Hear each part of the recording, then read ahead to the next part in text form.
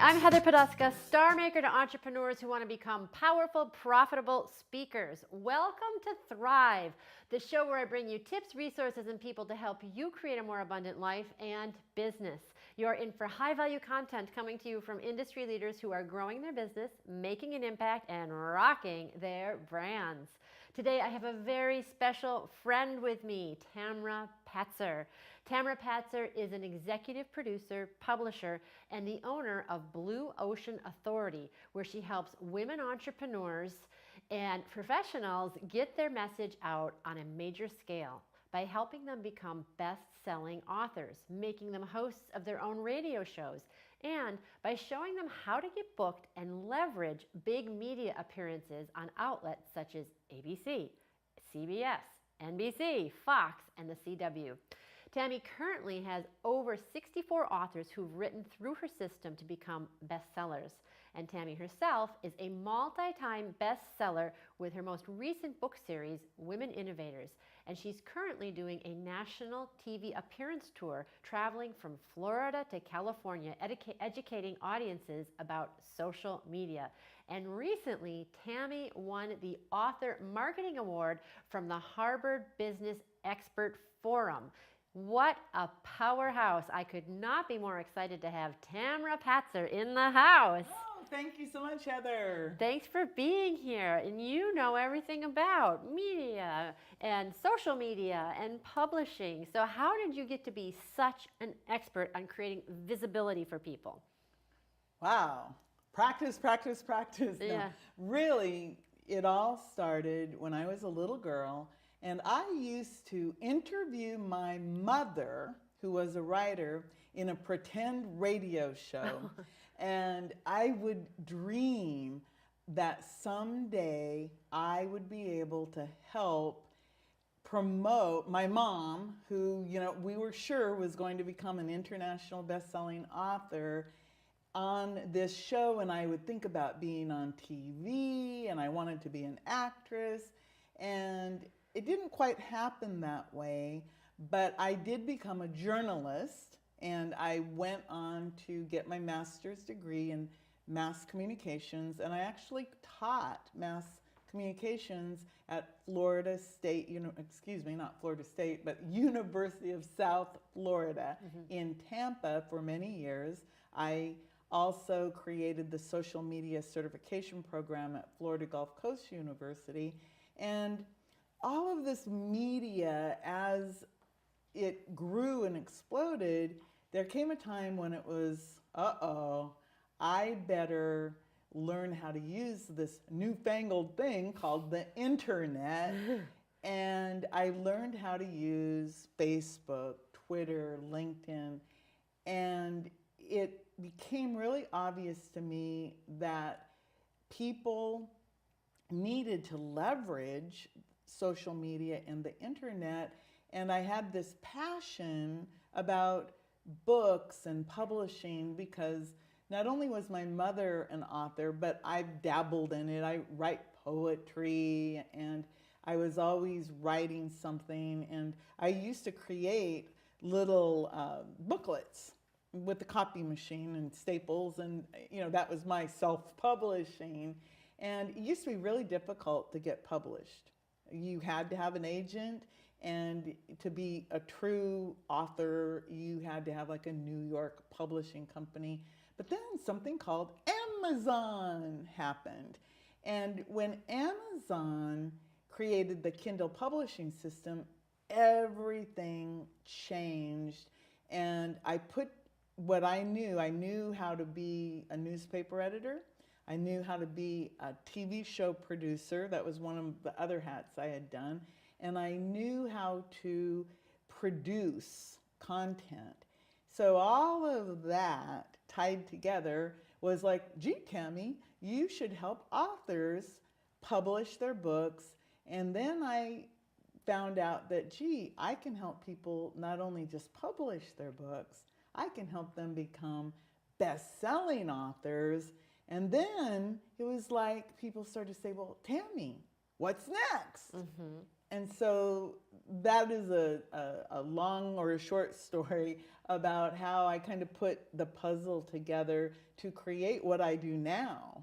Yeah, and I like that you said, what's next? Because you and I were just at this event at Harvard where you won the award for the author marketer. Yes. The award, Best Author Marketer. And the thing that I noticed from being at the Harvard event, everybody was speaking about their businesses, and every other person up there was best-selling author. So this was a room of highly accomplished people. But you have to know what to do with best-selling author to make money from it, right? Exactly. Because a lot of people have best-selling books. But how do you take that book and turn it into profits? And that's what you're really helping people do, right? Yes, the number one thing you need to do to make your money or make your book make you money is know that you're not going to be making money from selling a bunch of books. That is probably the biggest myth out there, that you're going to get a big advance and a big publisher is going to publish you. The truth is that to make a book a bestseller on Amazon, you have to, number one, write a book that people are interested in reading. Number two, you have to do what is called a bestseller campaign, because Amazon actually measures book sales, not by the week, not by the day, but by the hour. Wow. So you have to sell a bunch of books in an hour, in a 24-hour period, and climb the charts. And that means putting your book at this no-brainer price of about 99 cents, which means you'll make about 35 cents. So think about that. If you wanted to make $100 at 35 cents, well, you would have to sell about 300 books. And that is not that easy unless you're using a marketing budget, and that's a whole nother story.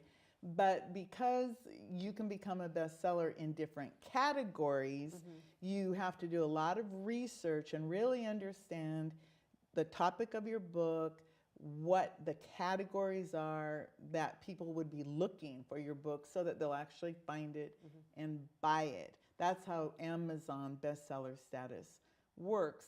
So that's really important. But like I said, it's not about the bestseller at all. It's about what is beyond that.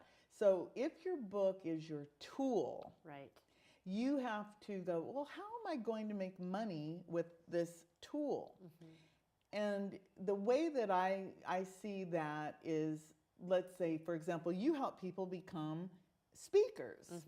So maybe the way you're going to earn money from your book is to use it as a good old prop.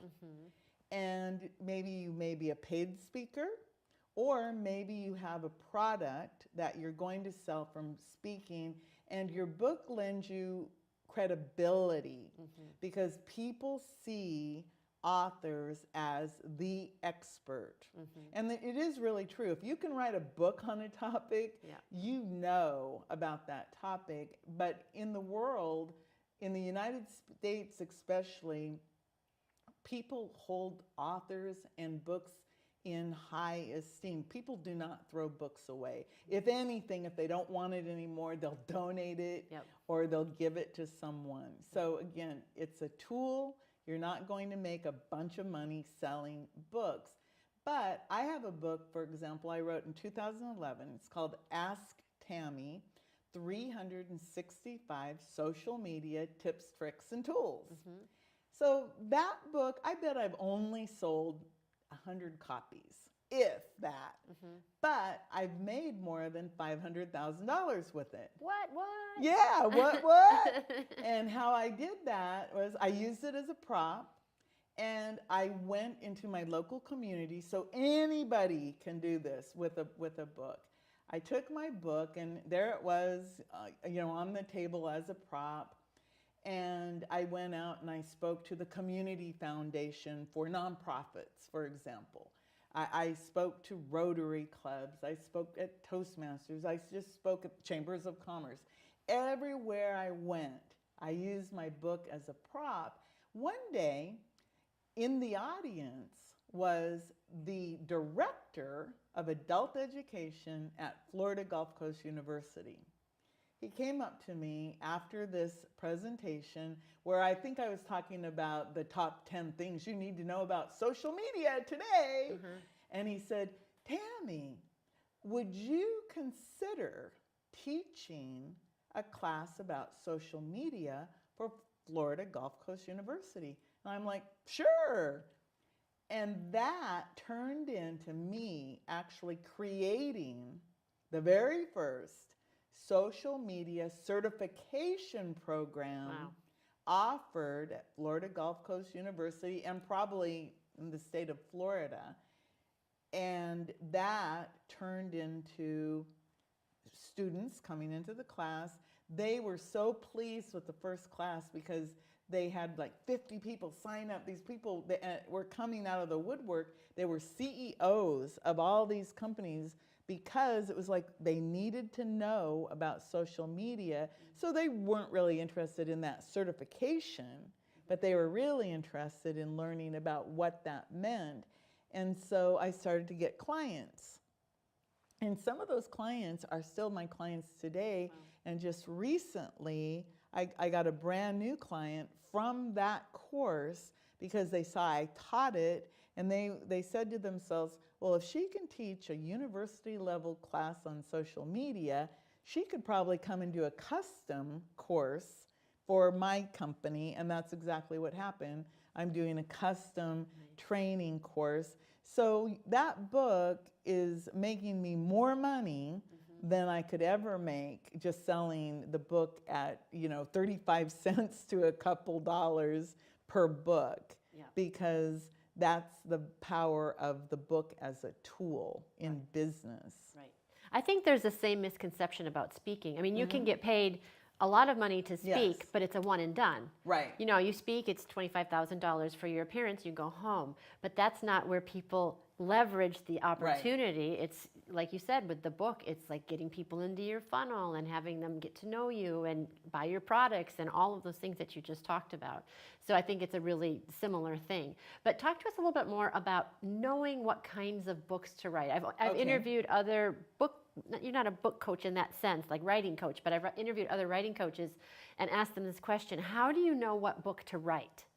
Well, in the business world, the book you write is the book that you know. It's the book that is inside you based on your expertise, because we are all operating from our zone of genius. So, for example, the books that I personally can write, actually I have a very wide range. For example, I can write about social media.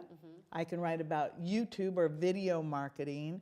I can write about parathyroid issues because I had a parathyroid tumor, and I actually wrote a book called The Joy Robber because a parathyroid, it controls the calcium in your blood, and if you have a tumor, you literally are very sad a lot. So I called the book The Joy Robber. And the book about my 365 social media tips, tricks, and tools. If I were a tax accountant, I might write a book about taxes.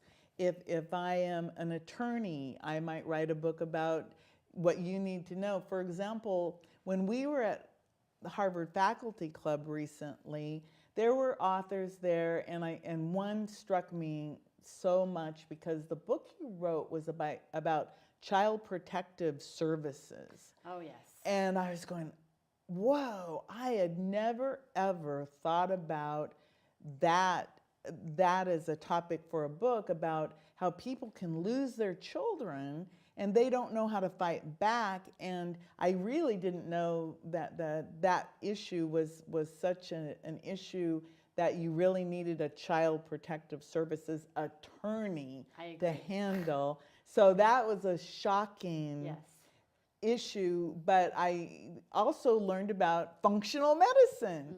And I was like, what's functional medicine?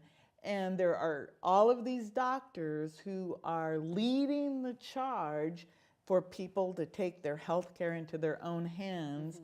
And so I was like, wow. And then Suzanne Somers was there, and she has a new book called Toxic to Not Sick.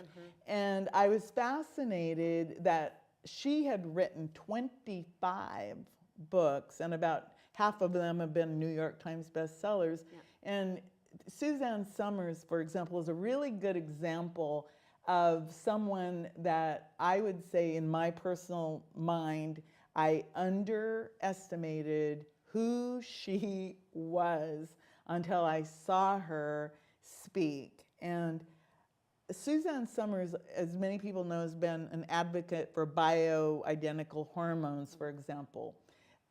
She talks about healthy aging.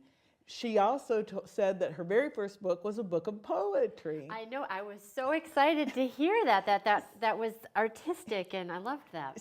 So I would say you should write the book that is inside you, but before you do that, you do have to know, well, who's going to read this book? And so you would want to sit down and think about, who are my readers? Because your readers are going to be either buying your book or they're going to be your customers. And you have to look at, again, we're not talking about a fiction book or a novel. That's a whole nother story. And just to let you know, romance is the toughest category out there, yet I've actually helped people become best-selling romance authors. And let's just say I had to work really hard to do it. But if you're a business person, and this could be, you're a doctor, you're an attorney, you're a dentist, you're a poison ivy removal guy. And he's another person that I met at the Harvard Faculty Club.